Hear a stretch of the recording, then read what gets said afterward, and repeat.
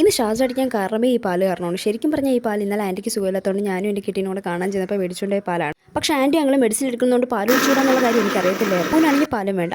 അതുകൊണ്ട് തന്നെ പിറ്റേ ദിവസം എന്നെ വിളിച്ചെടുത്ത് ഈ പാലിൽ തന്നെ എനിക്ക് ഷാർജ എടുത്തി പാൽപ്പായസം ഉണ്ടാക്കണമെന്ന് പ്ലാൻ. പിന്നെ ഇച്ചിരി മെനക്കെട്ട പണിയാണ് ഞങ്ങൾ അതിലോട്ട് മുതിർന്നത്.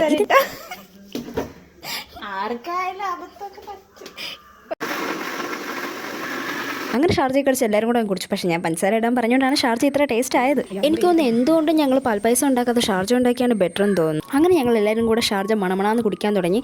അവളടിച്ച ഷാർജ ഉണ്ടെങ്കിൽ അവൾ വന്നിട്ട് എൻ്റെ അടുത്ത് എങ്ങനെയുണ്ട്, സൂപ്പറാണ്, എക്സ്പ്രഷൻ വരിയിട് എന്തൊക്കെ പറയായിരുന്നു. അങ്ങനെ ഞാൻ അവൾക്ക് വേണ്ടിയിട്ട് എക്സ്പ്രഷൻ ഇട്ട് കൊടുത്തു. വാവ്, ഇത്രയും മതിയാൻ ചോദിച്ചപ്പോൾ അവൾക്ക് തേഞ്ഞില്ല. ഷാർജ കുടിച്ചുകൊണ്ടിരിക്കാൻ എനിക്കൊരു സ്പെഷ്യൽ സാധനം കിട്ടി. വേറെ നല്ല പാൽക്കവർ എനിക്കൊന്ന് ടേസ്റ്റ് കൂടാൻ വേണ്ടി വല്ല ഇട്ടതായിരിക്കാം. അവളടിച്ച ഷാർജ ഉണ്ടെങ്കിൽ അവൾ അടുത്ത് വന്നിരുന്നുകൊണ്ട് യമ്മി സൂപ്പർ എന്നൊക്കെ പറഞ്ഞുകൊണ്ട് സ്വയം പുകഴ്ത്തിയിരുന്നു. എനിക്കൊന്ന് എന്തുകൊണ്ട് നമ്മൾ ഉണ്ടാക്കുന്ന ഫുഡ് മറ്റുള്ളവർ പുകഴ്ത്തുന്നതിനേക്കാൾ ബെറ്റർ നമ്മൾ പുകഴ്ത്തുന്നതായിരിക്കും എന്ന്. ഷാർജയിൽ മാത്രം അവൾ ഒതുക്കാൻ സമ്മതിച്ചില്ല. അവളുണ്ടാക്കിയ ഫുഡ് എന്നെ കൊണ്ട് കഴിപ്പിച്ചിട്ടാണ് വിട്ടത്. അപ്പോൾ ഇന്നത്തെ വീഡിയോ ഇത്രയേ ഉള്ളൂ. ബൈ.